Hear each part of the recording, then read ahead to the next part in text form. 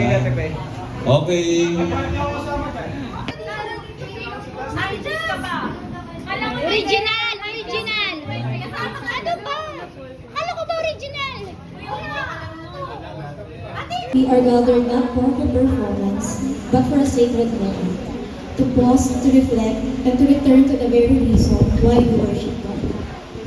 Ano man ang estado ng ating mga puso ngayong gabi, whether we are happy, pagod, o naghahanap, we believe that the Lord... Verse 23 hanggang 24, ito po ang sinasabi.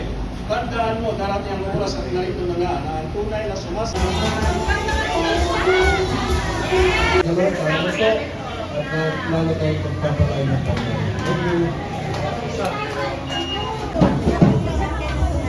Anong gastos niya? Ay po makapuno muna. Panginoon, bilang anak mo, Panginoon, tulungan mo po kaming ipamunghay ang lahat.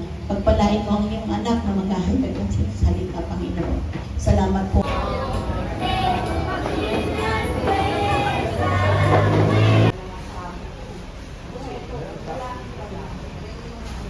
Kasi Kuya JR. Yun!